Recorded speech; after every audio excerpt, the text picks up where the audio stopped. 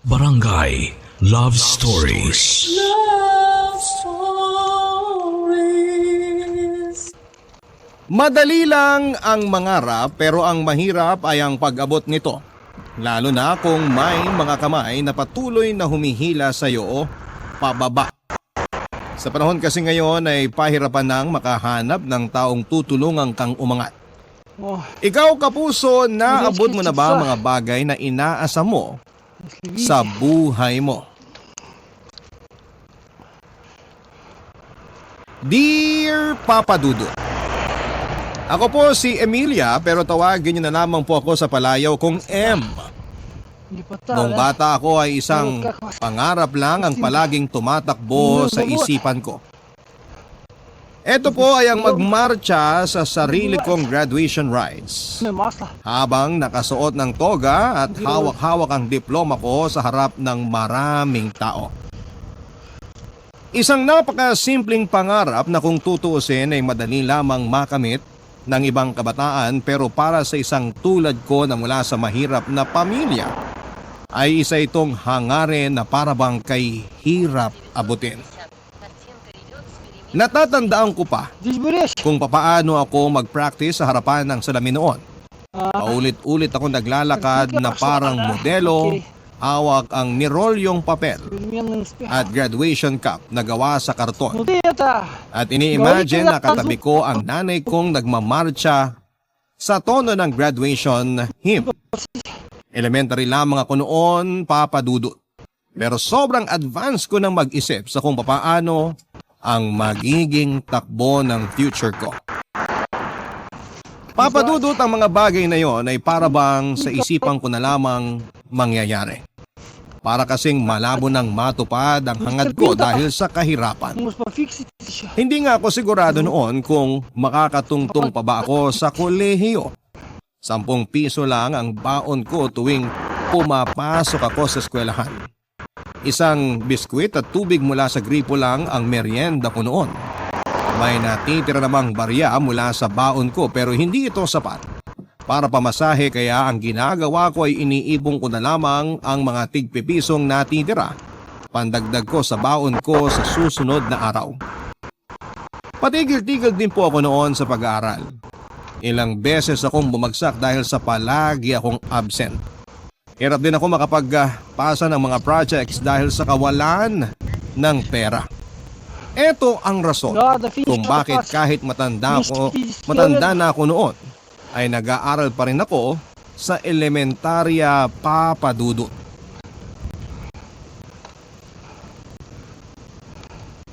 Горок я не помню будет. Еще до хера горок будет точно. Перед глазом горки до хера будет. Good morning, Nay. Oh, maaga kang gumising ngayon ah. Lunes po ngayon, 'di ba? Papasok po ako sa school. Lunes na ba ngayon? Di ko na namalayan yung araw eh. Opo, Lunes po ngayon. Huwag ka na munang pumasok. Ha? Pero bakit po? Wala akong pera ngayon. Wala akong maibibigay na baon sa'yo. Pero Nay, ang dami ko ng absent sa school. Kinausap na nga ako ng teacher ko na kapag nadagdagan pa yung absent ko, baka hindi niya na daw ako ipasa. Pwede sabihin mo sa teacher mong yon na siya na lang magbigay ng baon sa'yo para hindi ka na umabsent. Nay naman eh. Gusto ko pumasok ngayon. Eh wala nga akong mabibigay sa'yo. Kung gusto mo, maglakad ka papunta at pauwi. Kung gusto mong pumasok ng walang pambili ng pagkain, sige, pumasok ka. Kahit 5 pesos na lang po. Ni 5 duling, wala nga ako eh. 5 piso pa kaya? Huwag mo akong artihan dyan ha, ang aga-aga. Matulog ka na lang ulit. Hindi na ako pwedeng bumagsak ngayon, Nay. Mapag-iiwanan na ako ng mga kaklase ko. Eh ano ngayon? Nakakahiya sa ibang tao. 10 years old na ako pero hanggang ngayon, grade 2 pa lang ako. Kaya grade 2 o grade 1 pa yan, ang mahalaga, nag-aaral ka. Anong pakialam ng ibang tao sa'yo? Bakit? Sila ba nagpapaaral sa'yo? Hindi naman ah. Gusto ko lang namang sumabay gumraduate kasama yung mga kaibigan ko eh. Pero kung ganito na lagi akong absent, paano ko gagawin yun? Huwag mo nang asamin na graduate. Sa hirap ng buhay natin ngayon, baka nga hanggang grade 6 ka lang eh. Tsaka bobo ka naman. Wala ding silbi kahit araw-araw kang pumasok. Kaya ako bobo kasi lagi ako absent. O ano, kasalanan ko pa ngayon? Tigilan mo ako ha.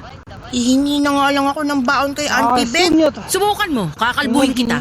Bakit ba kasi Yakap ayaw kayo. na pupunta ako kay na Auntie Beth? Masama ang ugali ng bruhang yon. Huwag na huwag kang hihingi ng tulong sa pamilya nila. Kasi isusumbat niya sa'yo lahat ng naitulong niya. Naiintindihan mo ba? Di ba dapat Aha, kapag teacher. magkapatid, laging nagtutulungan? Mas gusto ko nilang mapag-isa sa buhay Yeah, kaysa magpatulong sa kapatid kong yon. Puro mga За swapang. спиной. Pero, Huwag mo ako Валите mapero-pero. уколы.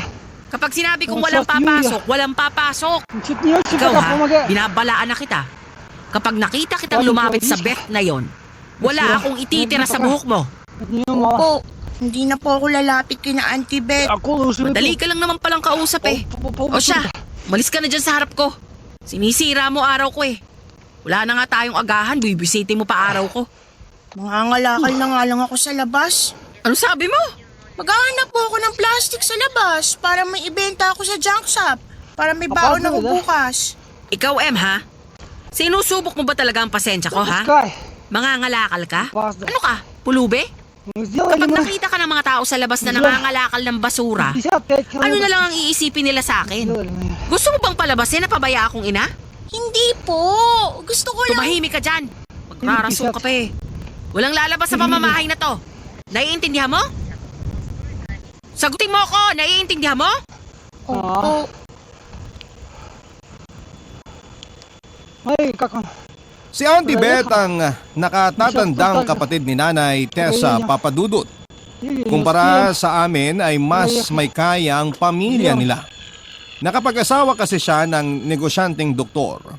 Kahit na malaki ang pamilya nila ay nasusustentuhan naman nila ito dahil may family business sila. Anim ang anak ni Auntie Beth kumpara kay Nanay na ako ang unika iha niya. Ang nakakabilib, Papadudut, ay sa kabila ng pagkakaroon ni Auntie Beth ng maraming anak ay napag-aaral niya ang mga pinsan ko na walang kaproblema. Паровоз какой. Papadudut, sobra-sobra ang nararamdaman kong inggit noon sa mga pinsan ko dahil may magaganda silang uniforme at every school year ay puro bago ang gamit nila sa eskwela. Проехал 150. Ako naman kung hindi hingi ay mga pinaglumaan ng mga gamit ko sa Я уже pag-aaral. проехал 250. Dahil pahinto-hinto ako noon sa eskwela ay wala akong ibang magawa kundi ang panoorin na lamang ang mga pinsan ko na isa-isang nagtatapos sa pag-aaral. Kitang-kita ko sa mga mata ni Auntie Beth na sobrang proud siya sa mga anak niya. At yun din po ang gusto kong iparamdam sa nanay ko pagdating ng araw. Tuwing may handaan nga sa kanila ay pasekreto akong nagpupunta sa bahay nila Auntie Beth para tumulong. Kapalit nito ay binigyan nila ako ng perang pandagdag sa baon ko. Iyon nga lang, laging nagagalit si nanay kapag nakikita niyang lumalapit ako sa pamilya ni Auntie Beth. Слёзи на глазах. Ayaw daw kasi niyang inaalila ako, lalo na ng mga kamag-anak namin. Hindi naman nila ako inaalila, Papadudut, dahil ako mismo ang nagbobolontaryo noon para tumulong sa kanila. Minsan kung wala akong baon ay palihim akong binibigyan ni Auntie Beth ng pera. Наши тачки стоят. Malaki ang naitulong noon para maigapang ko ang pag-aaral ko noon, Наши тачки Papadudut. едут. 18 регион.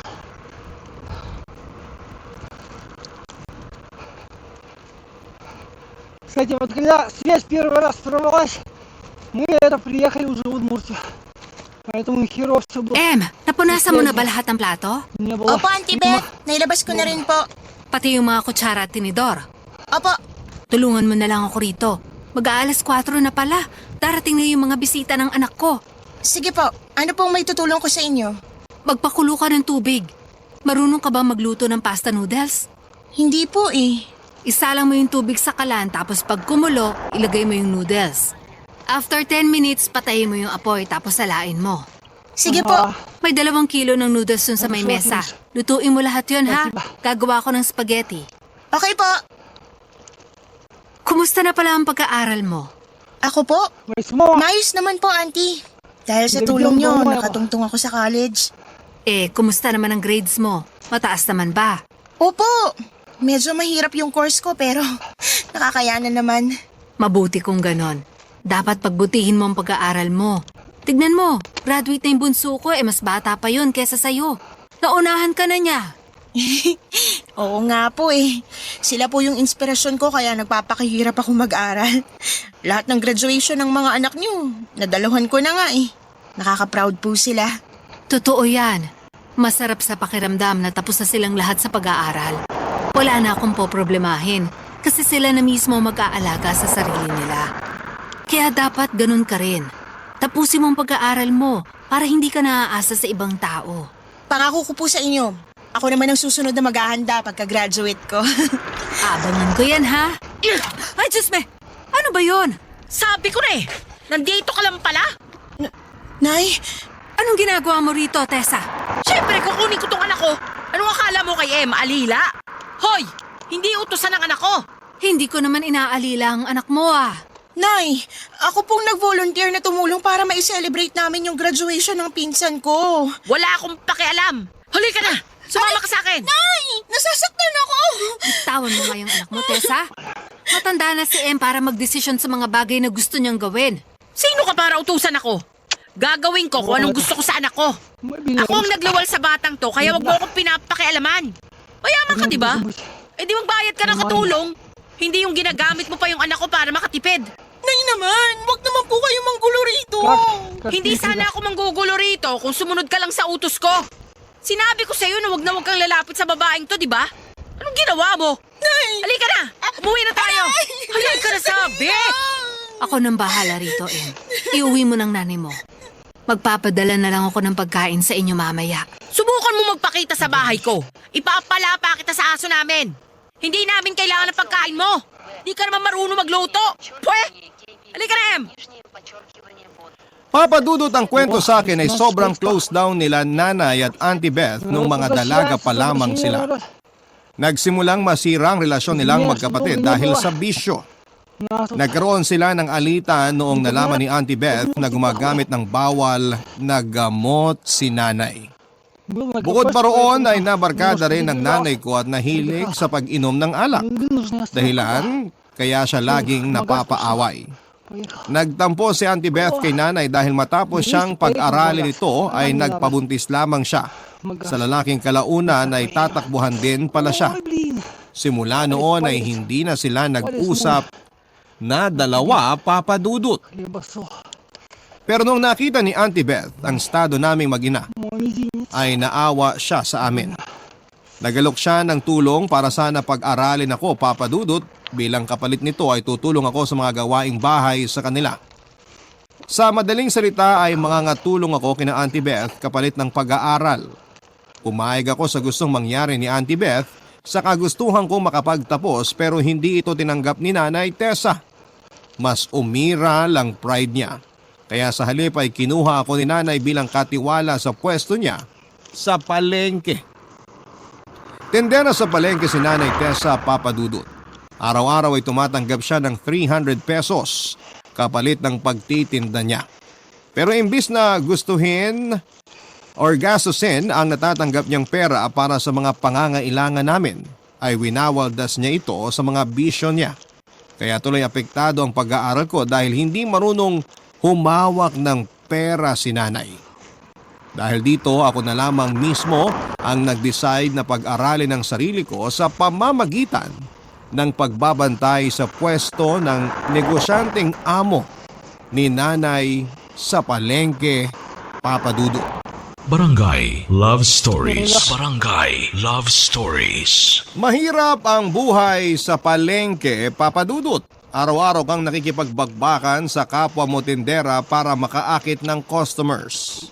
Buong araw kang nakatayo habang nilalanghap ang magkakahalong amoy ng isda at mga sariwang karne. Bukod sa nakakangawit dahil nakatayo ka lamang ay kailangan ding magaling kang mag-sales stock para makabingwit ng mga mamimili. Wala naman akong karapatang magreklamo dahil yon ang kailangan kong gawin para makapag-aral ako, Papa Dudut. Pagod man ay may dala pa rin naman saya ang pagtatrabaho ko sa palengke, lalo na kapag nakukuha ko na ang sahod ko pagdating ng hapon. Ang bawat pera kasing sinasahod ko ay may dalang pag-asa na balang araw ay maaabot ko na rin ang pinapangarap kong pagtatapos sa kolehiyo. 2 buwan na akong tendera sa palengke noon. Noong nakilala ko ang isang lalaki na bigla na lamang pumasok sa buhay ko. Aljon ang pangalan niya, Papa Dudut, na matagal na palang suki ni nanay sa palengke. Mas matanda siya ng ilang taon sa akin. Sa totoo lang ay hindi naging maganda ang unang tagpo naming dalawa dahil masyado siyang mayabang at mataas ang tingin niya sa kanyang sarili. Ang hindi ko alam noong araw na yon ay doon na pala magsisimulang magbago ang buhay ko, Papa Dudut. Привет.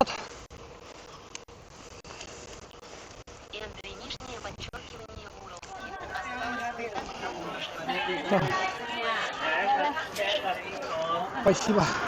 Uy, may tahong na pala ngayon. Держите меня больше. Miss, magkano tong tahong nyo? 100 po isang kilo tong maliliit. Tapos 120 naman tong malalaki. Bili na po kayo. Fresh po lahat yan. Magkano ulit tong maliliit? 100 po yan, sir. Fresh na fresh galing dagat. Parang wala namang pinagkaiba tong malalaki nyo sa maliliit. Bigyan mo na ng 100. Bibili ako ng 2 kilo. Яр надо ехать. Ay, hindi po pwede. Sige na, 200, 2 kilo. Hindi po talaga pwede. Magagalit sa akin yung boss ko eh. Wala ba si Aling Tessa dito? Di ba siya yung nagbabantay sa pwesto na to? Ikaw na ba yung bagong tindera nila? May kinuha lang po si nanay. Babalik din yon. Ah, nanay mo ba si Aling Tessa? Dapat pala alam mo na lagi akong binibigyan ng discount ng nanay mo. Suki kaya niya ako. Mahal po talaga ang mga bilihin ngayon. Malulugi po kami kapag hindi kami sumabay sa mga bagong preso. Sige na, bigyan mo na ako ng discount. Pogi naman ako eh. Lo, ano ngayon kung pogi ka?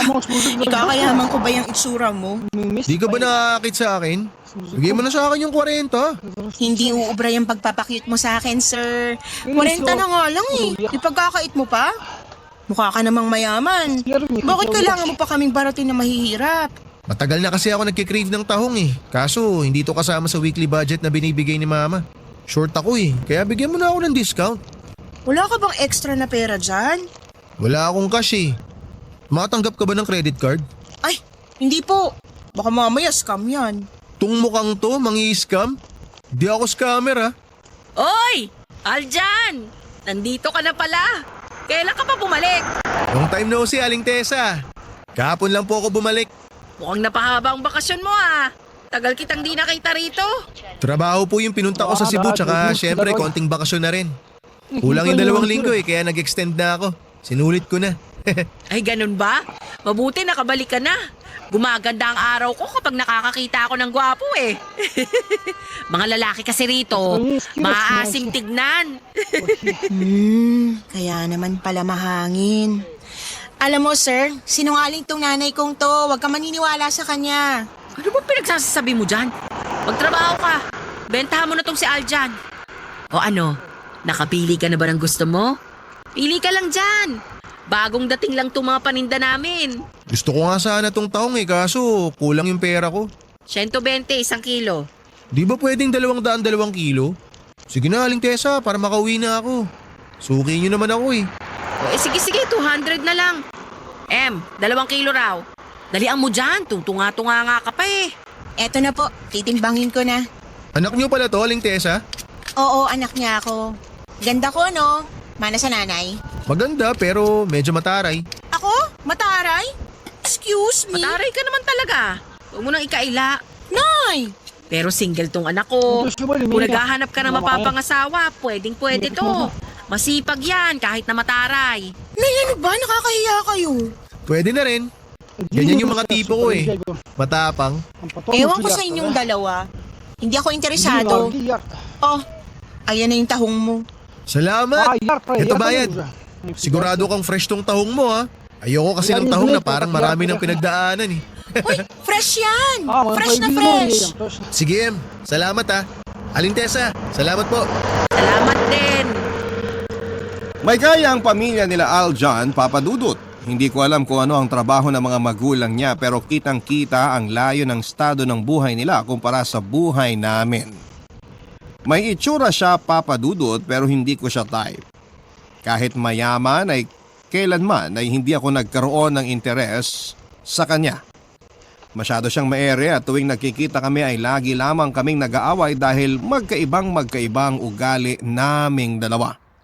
Ganon pa man, kahit na ipagtulakan ko palayo si Aljan dahil ayoko sa ugali niya, ay nagulat ako noong malaman kong interesado raw niya akong kilalanin pa. Halos araw-araw na siya noon kung namimili sa amin kahit na dati ay twice a week lamang siya kung mamalengke. Pero kahit na ganoon ay hindi ko siya pinapansin. Isa pa ay makakasagaba lamang po ang pakikipagrelasyon sa pag-aaral ko, kaya hindi ko ito binigyan ng halaga. Kaso nga lang noong malaman ni Nanay Tessa na may gusto sa akin si Aljan, ay si Nanay na mismo ang gumawa ng paraan para mas mapalapit kami sa isa't isa. Siya ang nagsilbing kupido sa pagitan naming dalawa. Mabilis kasing nasilaw si Nanay sa yaman nila Aljan, kaya halos ibugaw na niya ako noon sa lalaki. Pagkakataon na daw namin yon para makaahon sa kahirapan, kaya kailangan ko raw pagtrabahuhan si Aljan. Dahil masunurin akong bata ay pinagbigyan ko ang gusto ni Nanay na lumabas kasama si Aljan ng mga panahong yon, Papa Dudut. Ой, лапа, молодец. У меня внучка то ли кто из собачьей шерсти вяжет. Я просто не умею. Вообще можно катать, наверное, какие-нибудь валенки из нее. Алина доила ее. Доела? Так что Ang paalam mo kay nanay, kakain tayo sa labas. Bakit nandito tayo sa bahay niyo? Boring sa labas eh, tsaka traffic ngayon. Tinatamad ako mag-drive. Mas maganda kung dito na lang tayo sa bahay. Mas tahimik, tsaka solo natin ang isa't isa. Sigurado ka bang okay lang na dito tayo sa bahay niyo? Oo naman. Wala bang magagalit na nag-uwi ka ng babae rito? Bakit naman sila magagalit? Kakain lang naman tayo, di ba? Tsaka wala si na mama at papa ngayon. Nasa labas sila. Ay, ano palang gusto mong kainin? Pa-deliver na lang tayo. Kahit ano, ikaw bahala. Gusto ko ng sushi. Di ka pa nakakatry nun, no? Hindi ba yun yung binalot na kanin tapos may sariwang isda? Oo, yun nga. Pero maraming variety yun, ha? Basta, subukan mo. Di ka magsisisi. O sige, ikaw bahala. Ikaw naman magbabayad eh. Orderin mo na kung ano man ang gusto mong kainin. Hindi naman ako mapili. Okay, order ko na to, ha? Ayan. So, habang naghihintay tayo, inom na lang muna tayo. Umiinom ka ba ng alak? Ako? Oo naman. May preference ka ba? Kahit ano, basta wag yung masyadong matapang. Mabilis ako malasing eh. Tequila lang meron dito eh. Matapang yun. Uy, hindi pa ako nakakatikim ng tequila. Mabilis bang makalasing yun? Matapang para sa iba pero para sa akin, hindi naman masyado. Teka, sandali. Kukunin ko lang yung alak. Sige. Так, сейчас погодите. In fairness malaki tong bahay nila. Kaya naman pala halos ipamigay na ako ng nanay ko sa lalaking to. Yun nga lang, hindi ako nasisilaw sa pera. Pasa ko sa taong mayabang. Kundi lang nakiusap sa akin si nanay, wala sana ako rito eh. Oh, eto na. Ready ka na ba? Bukas na to. Hindi namin naubos na nag-party kami dito sa bahay. Iinom na tayo agad-agad? Oo naman. Bakit pa natin patatagalin? O sige, pero nasan yung shot glass? Di na kailangan. Tunggain na lang natin to. Paubos naman na eh. Alam mo ba, may rule kaming magkakabarkada bago magsimula uminom. Ano yun? Isa-isa kaming tutungga for 5 seconds, pang warm up. Yan?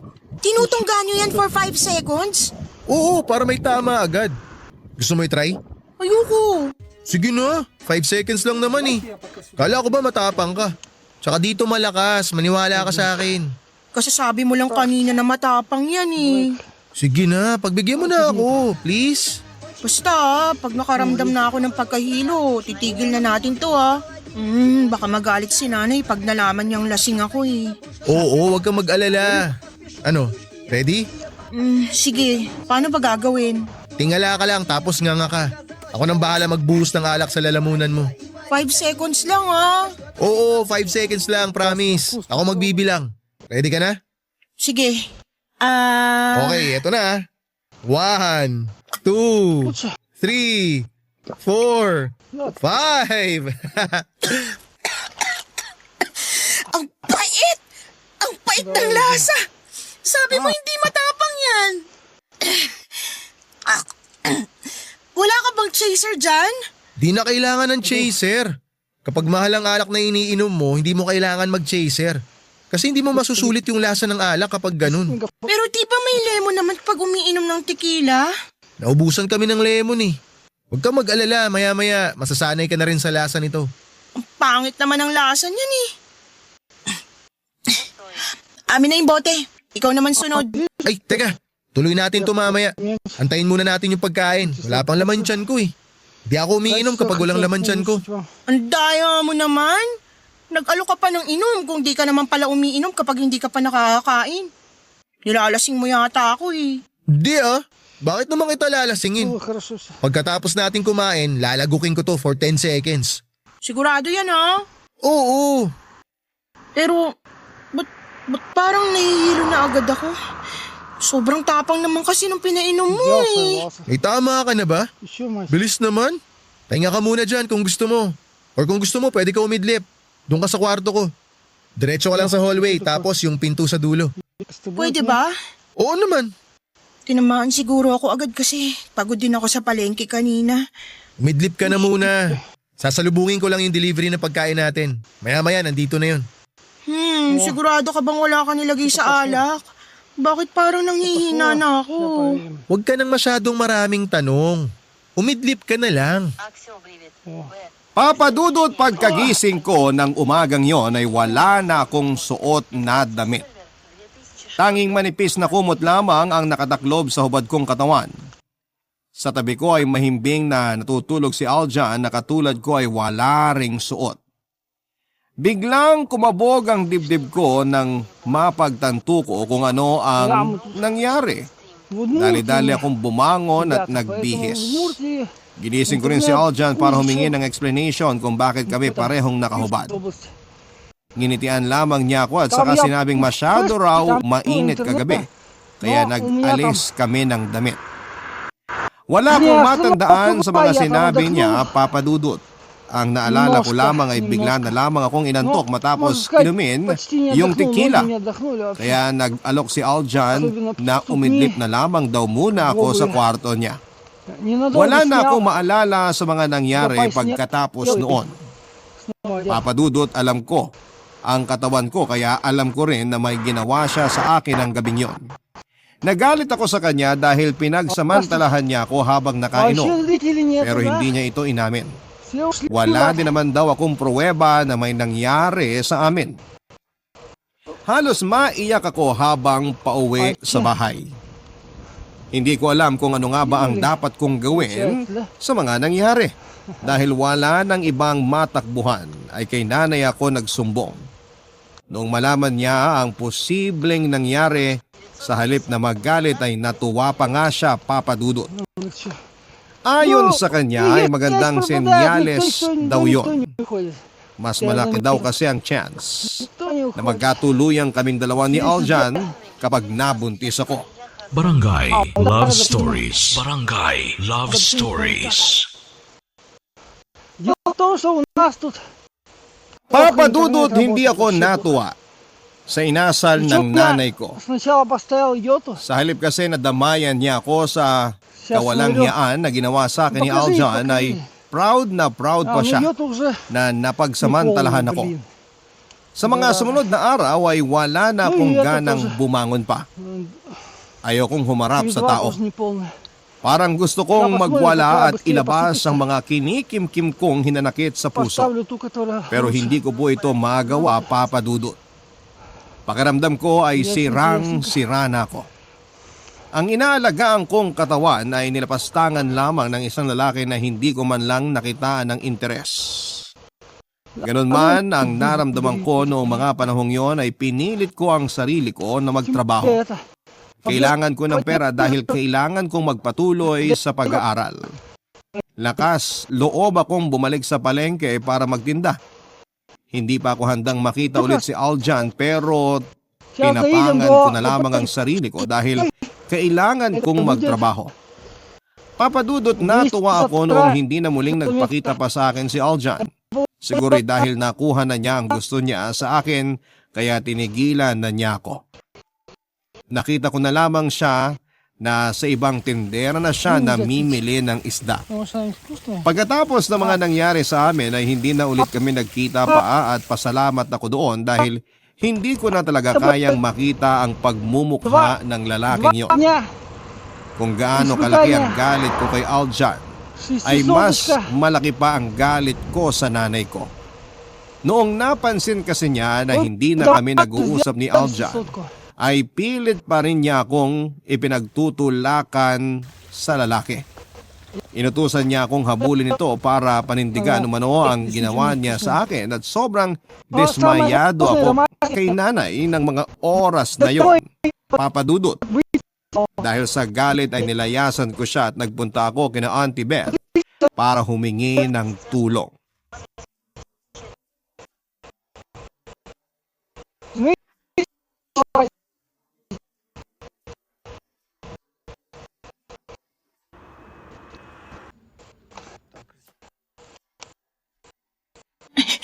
Auntie Beth, Oh, Em. Anong ginagawa mo rito? may lakad po ba kayo? Oo, mag-grocery ako. May kailangan ka ba? Gusto ko po sana kayo makausap eh. Tungkol saan naman? Teka, may pupuntahan ka ba? At may dala ka mga bag? Auntie, naglayas po kasi ako sa amin. Bakit ka naglayas? Ano nangyari? Galit po ako kay Nanay Tessa. Ayaw ko po siya makita ngayon. Anong ginawa niya sa'yo? Sinaktan ka ba niya? Mas masahol pa po doon. Pwede po bang sa loob na lang tayo mag-usap? Oo, sige. Pumasok na lang muna tayo sa bahay. Mamaya na lang ako lalabas. Sabi ko na nga ba dito ka pupunta. Nay, akala ko pa nasa palengke kayo. Papunta na ako dapat kanina. Naalala ko lang na naiwan ko yung cellphone ko. Pagbalik ko sa bahay, nakita kitang nag-iempake. Sinundan kita rito. Ano bang meron sa babaeng to, ha? Bakit kahit pa ulit-ulit kitang pinagsasabihan na huwag lalapit sa tiyahin mong yan, dito ka pa rin nagpupunta? Hindi mo na ba talaga ako ginagalang bilang ina mo? Buong buhay ko nirespeto ko kayo, Nay. Pero kayo ba? Nirespeto niyo ba ako? Bastos kang bata ka! Ano bang ginawa mo rito sa anak mo, Tessa? Bakit siya naglayas? Bakit kanya gustong iwasan? Pwede ba, Beth? Huwag kang makialam sa buhay namin ng anak ko. Problema naming mag-ina to. Huwag ka nang pumapel. Sa akin lumapit si Em. Ibig sabihin kailangan niya ng tulong ko. Kaya wag mo kong sasabihan na wag pumapel. Ngayon sagutin mo ang tanong ko. Anong ginawa mo sa anak mo? Tigilan mo ako sa pabida-bida mo, Beth, ha? Huwag kang magmagaling rito at huwag mo Nay, akong... tama na! Ano ka ba? Hindi ka na nahiya? Dito ko ba nag-iiskandalo? Kung hindi ka nagpunta rito, edi sana hindi ako nag-iiskandalo rito. Malis na lang po kayo. Ano sabi mo? Pinapalayas mo ba ako, ha? Ito siya. Huli ka nga rito. Anong akala mo sa sarili mo? Walang iya kang bata ka. Binabalaan kita, Tessa. Huwag mong sasaktan ang anak mo. O ano ngayon? Anong gagawin mo kapag sinaktan ko siya? Tumigil na kayo, Nay! Ayaw ko muna kayong makita. Kayong dalawa ni Aljan. Layuan niyo na muna ako, parang awan niyo na. Aljan? Sinong Aljan? Siya po yung lalaking... Pinagsamantalahan po ako ni Aljan, Auntie Beth. Ano? Alam mo ba to, Tessa? Oo, mo naman. Anong pinagsamantalahan? Ikaw yung nagpunta sa bahay nila. Ang sabihin mo, ginusto mo rin yung nangyari. Wala akong ginusto sa nangyari. Kayong pumilit sa akin na sumama sa lalaking yun. Kung alam ko lang sana kung anong binabalak niya, hindi ko na lang sana kayo pinagbigyan. Tinataasan mo ba ako ng boses? Yes. Talagang wala ka ng galang, ha? Yan ba ang nakukuha mo sa paglapit mo sa tsahin mong atribida? Em, pumasok ka na sa loob ng bahay. Ako nang bahala rito sa nanay mo. Hindi! Uuwi ang anak ko sa amin! Wala ka na magagawa kung gusto ka mang iwan ng anak mo. Alam mo kung bakit? Kasi wala kang kwentang ina. Biruin mo, may nangyari masama sa anak mo pero siya pa ang sinisisi mo. Talaga namang... Itiko mo yung bibig mo at umuwi ka na. Kakahiya ka. Kapag hindi ka pa umalis dito sa harap ng pamamahay ko, ipapakaladkad kita sa mga pulis. Di magsama kayo! Mga buwisit! Ikaw, Em, ha? Wag na wag mong ipapakita sa akin yung pagmumukha mo. Simula ngayon, wala na akong anak na walang kwenta. Sa mga sumunod na buwan ay kina Auntie Beth po ako tumira, papadudot. Nang mga panahong yon ay tumigil na ako sa pagiging tendera ko sa palengke. Sa halip ay nagtrabaho na lamang ako sa bahay nila Auntie Beth bilang katiwala at kapalit nito ay siya ang nagpaaral sa akin. Habang nakatira ako kina Auntie Beth ay nagpatuloy ang tampuhan namin ni Nanay Tessa. Simula nung araw na sinugod niya kami ay hindi na ulit siya nagpakita pa. Nagpatuloy po ako sa pag-aaral ng walang problema. Hanggang sa isang araw ay nakaramdam ako ng kakaiba sa katawan ko. Naging sensitive ang pangamoy ko at naging mapili ang sikmura ko. Napansin din ni Auntie Beth ang paglaki ng tiyan ko. Pareho kami nang iniisip noon kaya noong nagpa-check up kami sa doktor ay nakumpirma nga namin ang hinala namin na buntis ako, Papa Dudut. Sobrang nanghina ako sa mga nalaman ko. Para bang ang mga plano ko sa future ay unti-unting nawala. Dahil sa dinadala kong bata ay maaaring matigil ako sa pag-aaral. Ayokong maging dalagang ina, Papa Dudut, at masyado pa akong bata noon para mag-alaga ng bata. Marami pa akong pangarap sa buhay na nais kong abutin pero ang lahat ng ito ay parang hindi ko na magagawa dahil may laman na ang tiyan ko. Nagsimula akong ma-depress. Naging tahimik ako sa bahay maging sa eskwelahan. Hindi ako nakikipag-usap sa mga tao at mas pinili ko na lamang noon ang mapag-isa. Hindi ko rin mapigilan ang mood swings ko, Papa Dudut. Hindi ko nga maipaliwanag kung ano ang mga emosyong nararamdaman ko noon. Hanggang sa isang gabi ay hindi ko na nakayanan pa ang bigat ng nararamdaman ko. Nagtungo ako sa kusina at gamit ang kutsilyo ay sinubukan kong wakasan ang lahat. Bago pa man ako maubusan ng dugo ay agad akong nakita ni Auntie Beth na nakaupo sa lapag ng kusina at naghihingalo. Sa tulong ng asawa niyang doktor ay binigyan nila kaagad ako ng first aid bago itakbo sa ospital. Так делать больше.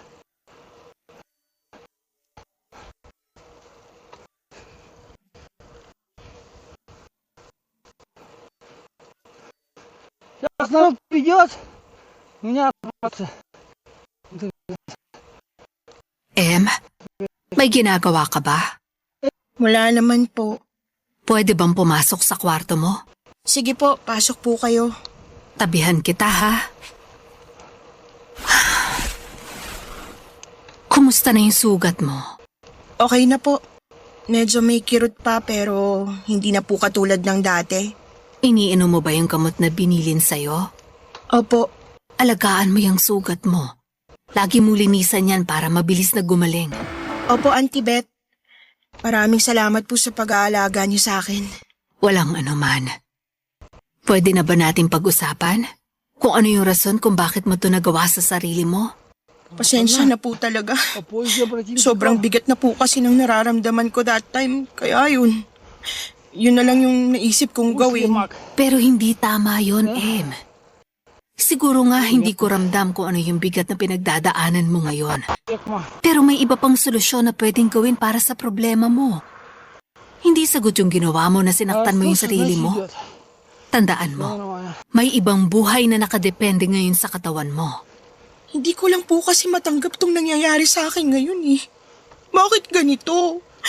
Yung mga pangarap ko, yung buhay na gusto kong maranasan, yung mga plano kong gawin sa future. Parang hindi na po mangyayari lahat ng yun. Bakit mo naman naisip yan? Kasi po magkakaanak na ako. Magbabago na ang buhay ko. Hindi ko na matatapos yung pag-aaral ko. Hindi ko na maaayos yung buhay ko nang dahil lang sa kapabayaan ko. Wala kang kasalanan sa nangyari. Ang may sala ng lahat ng to, walang iba kundi yung lalaking na namantala sa'yo.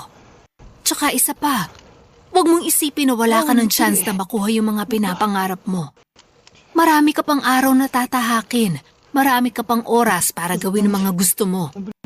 Ang pagkakaroon ng anak, hindi yun rason para itigil mo na ang mga bagay na gusto mong makamit sa buhay. Pero paano ko po gagawin yun? Kung magkakaroon na agad ako ng karga-karga sa buhay ko. Hirap na nga akong alagaan tong sarili ko eh. Tapos magkakaroon pa ako ng anak na dadagdag sa problema ko. Huwag mong isipin yan. Hindi problema ang pagkakaroon ng anak. Kasi blessing yan mula sa itaas. Imbis na ituring mo siyang pabigat sa buhay mo, gawin mo siyang inspirasyon para pagbutihin pa ang mga ginagawa mo. Sobrang hirap po kasi. Nandito naman kami para tulungan ka eh. Nakasuporta lang kami palagi sa'yo. Kaya kapag dumating yung mga panahon na hindi mo na kaya yung nararamdaman mo, kami ang lapitan mo. Huwag mong sarilinin ang problema mo. Tatandaan ko po yan, Auntie Beth. Salamat po ulit sa pagtulong niyo sa akin, ha? Tayo-tayo lang din naman ang magtutulungan eh. Kasi tayo yung magkakadugo. Kung sa tingin ko naman ay makakatulong ako sa mga taong gusto magpatulong, gagawin ko yon. Kung sana, katulad niyo rin mag-isip si nanay. Hindi ko alam kung ano ba ang pinagdadaanan ng nanay mo. Ayoko siyang i-judge dahil buhay naman talaga niya yun eh. Pero kung nadadamay na yung iba sa mga ginagawa niya, nararapat lang din naman siguro na magsalita ako. Pero sana, huwag mo ring talikuran ng nanay mo. Ikaw na lang kasi yung natitirang meron siya ngayon. Oo, hindi maganda ang inuugali niya pero ngayon, subukan na lang natin siyang intindihin. Sana nga, magbago na po siya. Malay mo, kapag nagkaroon na siya ng apo, magbabago na siya, di ba? Sana nga po.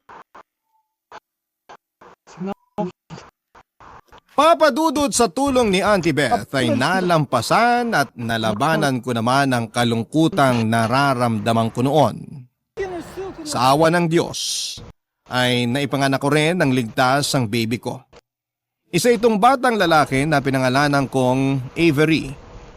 Noong nabalitaan ni Nanay Tessa na nanganak na ako ay dali-dali niya akong binisita. Akala ko noon ay hihingi na siya ng tawad sa ginawa niya pero nagkamali ako, Papa Dudut. Gusto kasi niyang kunin ang bata para ipakita ito kay Aljan. Hihingi daw si nanay ng buwan ng sustento mula sa kanya. Hindi ako pumayag dahil wala akong planong ipakilala sa bata kung sino ang ama niya. Nung hindi nakuha ni nanay ang gusto niya ay sa bahay nila Aljan naman siya nag-iskandalo. Ipinaalam niya sa publiko na si Aljan ang ama ng anak ko pero lahat ng lumabas sa bibig ni nanay ay pinabulaanan ni Aljan. May impluwensya ang pamilya nila, Papa Dudut, kaya naman sila ang mas pinaniga ng mga tao. Lumabas tuloy na mukhang pera ang pamilya namin. Nung walang napala si nanay sa bata ay muli siyang nagpakalayo-layo. Papa Dudut, pinagpatuloy ko pa rin ang pag-aaral ko pagkatapos kong manganak. Si Auntie Beth ang nagboluntaryo na magbantay sa anak ko habang nasa eskwelahan ako noon. Ako man ang pinakamatanda sa klase namin ay hindi ito naging balakid sa pag-abot ko sa mga pangarap ko. Hindi nagtagal ay nairaos ko rin ang kolehiyo at nakapagsuot din ako ng pinapangarap kong toga. Nagmarcha sa harap ng mga tao at nakuha ang inaasam kong diploma. Ngayon ay may sarili na po akong trabaho na siyang bumubuhay sa anak ko. Sinubukan kong makipag-ayos noon sa nanay ko pero katulad ng inaasahan ay mas matimbang ang pride niya kesa magpatawad. Inayaan ko na lamang na panahon ang magpasya sa aming dalawa, Papa Dudut. Dito na po nagwawakas ang kwento ko sa inyo. Dalangin ko na malampasan ng lahat ng mga kabarangay ang lahat ng mga pagsubok nila sa buhay. Pare-pareho man kaming dumanas ng pagdurusa. Sa dulo, may pangako namang ginhawa. Basta wag lamang tayong titigil sa pananalig at pagtitiwala sa Diyos. Muli po ay maraming salamat sa Barangay Love Stories at sa Barangay LS 97.1. Ang inyong forever kapuso, M. Wow, fudem.